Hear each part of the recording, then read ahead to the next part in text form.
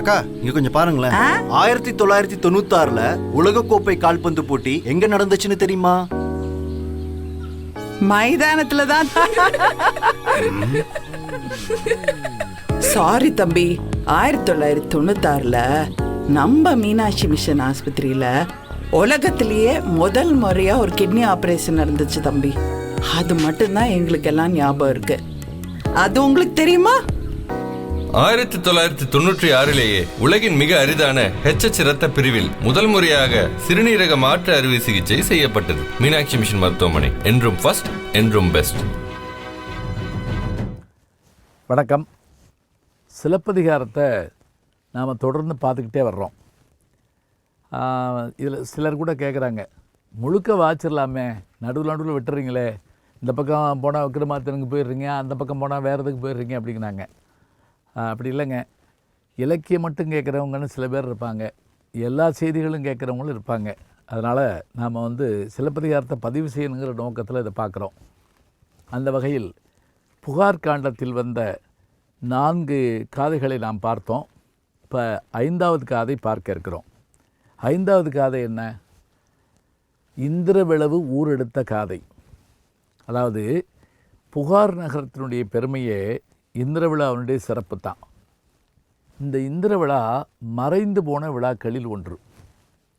தமிழறிஞர்கள் இதை பற்றி சொல்லுகிற போது இந்திரவிழா இங்கே எப்படி சிறப்பாக இருந்தது, பின்னர் இந்த இந்திர வழிபாடு எப்படி மறைந்தது என்பதை குறிப்பிடுகிறார்கள்.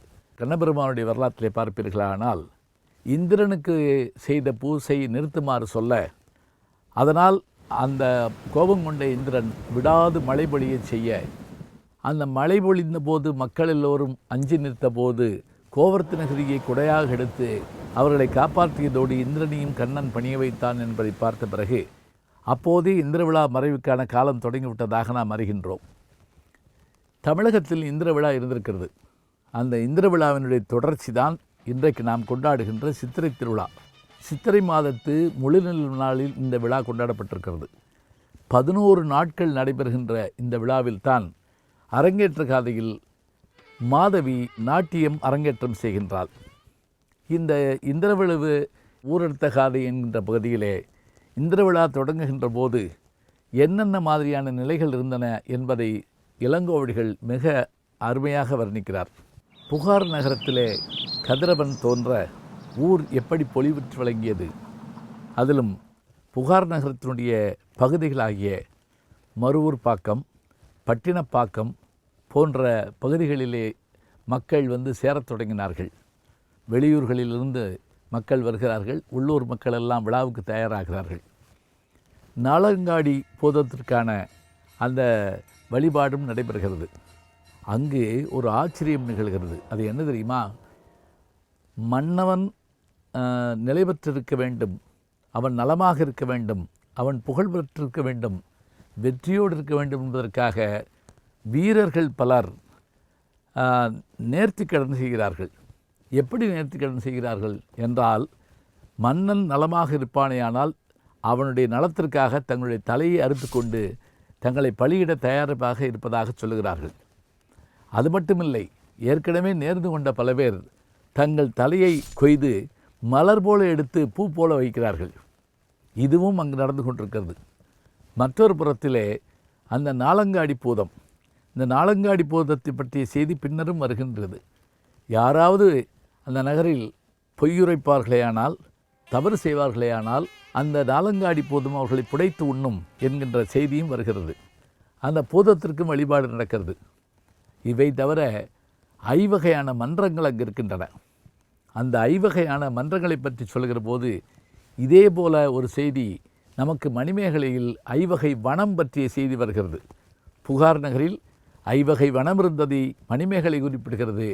5 வகை மன்றங்கள் இருந்ததை சிலப்பதிகாரம் இந்திரவிளவு ஊரெடுத்த காதையிலே சொல்கிறது. அந்த 5 வகை மன்றங்கள் என்ன என்றால், தெய்வ மன்றம் என்கின்ற ஒன்று. இங்கு இறைவனை வழிபடுவதற்காக மக்கள் கூடியிருப்பார்கள். இளஞ்சி மன்றத்தினுடைய சிறப்பு என்ன? உடல் நோயுற்றவர்கள், தொழுநோயாளிகள், உடற்குறைபாடு உடையவர்கள், அங்ககீனமானவர்கள், இவர்கள் எல்லோரும் அங்கிருக்கின்ற அந்த பொய்கை நீரிலே நீராடினால் அந்த குறைபாடுகள் எல்லாம் குறைந்து போகும் என்ற நம்பிக்கையோடு நீராடுவார்கள். அதுதான் இளஞ்சி மன்றம், ஒளிக்கல் மன்றம் என்று ஒரு இடமும் இருக்கிறது புகார் நகரிலே. அது என்ன? ஒளி சிந்துகின்ற கல் ஒன்று இங்கே வைக்கப்பட்டிருக்கிறது. இந்த ஒளி சிந்துகின்ற கல்லிலே என்ன சிறப்பு என்று கேட்டால், அதில் இன்றைக்கு நாம் பேசுகின்றோமே இந்த செய்திகள் எல்லாம் அதில் சொல்லப்படுகின்றன. உதாரணமாக, செய்வினையால் சிலருக்கு தீமை ஏற்படுமானால், சூனியத்தால் அவர்களுக்கு துன்பம் ஏற்படுமானால் அவர்கள் அங்கு வரலாம்.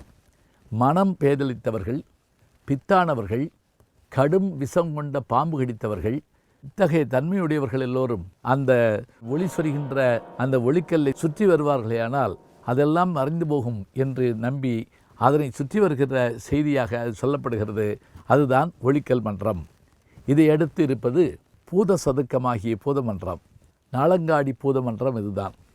இந்த பூதம் நல்லவர்களை ஒன்றும் செய்யாது.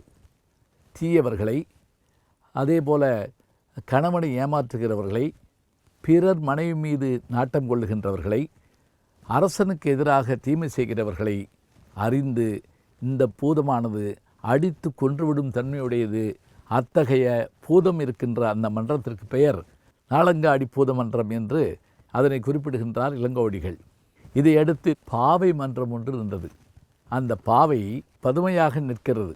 அதனுடைய செயல்பாடு என்ன என்றால், அரசன் நீதி தவறிய போதும், அரங்கூர வயத்தார் மாறுபட்ட நீதிகளை சொன்னபோதும், நாட்டிலே தீமைகள் நடக்கிற போதும் அந்த பாவையானது கண்ணீர் சிந்தி நிற்குமாம். இவ்வாறாக ஐவகை மன்றத்தினுடைய அருமையை சொல்லி பிறகு விழா தொடங்குகின்ற அழகு சொல்லப்படுகிறது. இதிலே மன்னனுடைய முரசம் புனித நீரால் நீராட்டப்படுகின்றது. அதாவது யானையின் மீது வைக்கப்பட்டு புனித நீரால் சுத்தப்படுத்தப்பட்டு இந்திரனை வணங்கி அந்த விழாவை தொடங்குகின்றார்கள். மக்கள் எல்லோரும் வந்து சேருகின்றார்கள். ஊரெல்லாம் மகிழ்ச்சியோடு இருக்கின்றது. அந்த சூழலில் 2 பேரை நமக்கு காட்டுகின்றார் ஆசிரியர்.